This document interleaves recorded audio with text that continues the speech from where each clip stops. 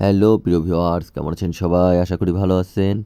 আজকে আমরা আমাদের রান্নাঘরে তৈরি করলাম আইসক্রিম কেক। এজন্যই আমরা প্রথমে নিয়ে নিয়েছিলাম একটি চকবার আইসক্রিম। আইসক্রিমটি আমরা খুব ভালোভাবে ফেটিয়ে নিলাম। এরপর এর মধ্যে দিয়ে দিলাম হাফ কাপ চিনি। চিনি এবং ফেটানো আইসক্রিম আমরা খুব ভালোভাবে একত্রে মিশ্রিত করে নিলাম। ভালোভাবে মিশ্রিত হয়ে গেলে এর মধ্যে আমরা দিয়ে দিলাম 1.5 কাপ ময়দা। এরপর এর মধ্যে দিয়ে দিলাম 2 চামচ গুঁড়া দুধ। প্রত্যেকটি উপাদান এবার আমরা খুব ভালোভাবে একত্রে মিশিয়ে নিলাম।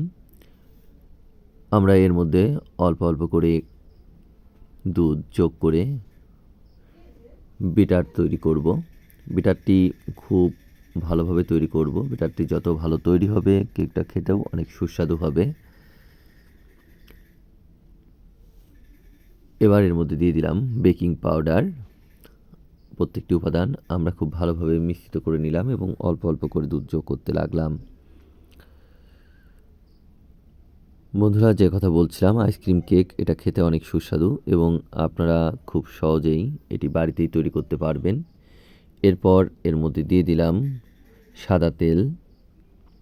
এবার প্রত্যেকটি উপাদান আমরা খুব ভালোভাবে মিশ্রিত করে নিলাম।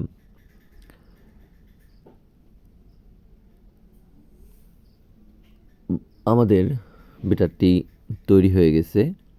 এবার আমরা এটি ঢেকে রাখবো। এবার আমরা একটি বাটিতে কিছু ময়দা এবং কিশমিশগুলো মাখিয়ে রাখলাম। এবার আমরা নিয়ে নিলাম ননস্টিকের প্যান। ননস্টিকের প্যানে আমরা সাদা তেল দিয়ে ভালোভাবে মিশ্রিত করে নিলাম এবং প্যানের প্রত্যেকটি জায়গায় সাদা তেল লাগিয়ে দিলাম। এরপর এর উপর দিয়ে দিলাম ময়দা, যাতে আমাদের কেকটি খুব সহজেই উঠে আসে। বন্ধুরা, আমাদের রাখা ব্যাটারটি তৈরি হয়ে গেছে। এবার আমরা এটি ননস্টিকের প্যানে ঢেলে দেব। ননস্টিকের প্যানে মিশ্রণটি ঢালার পর এর উপরে আমরা আগে থেকে ময়দা এবং কিশমিশের যে মিশ্রণটি রেখেছিলাম সেটি উপরে দিয়ে দেব, যাতে এটি দেখতে আরও সুন্দর লাগে।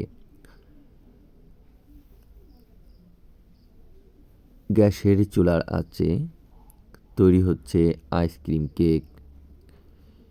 বন্ধুরা, আমাদের আইসক্রিম কেকটি তৈরি হয়ে গেছে। এটি খেতে অনেক সুস্বাদু হয়েছিল এবং আপনারাও বাড়িতে খুব সহজেই এটি তৈরি করতে পারবেন।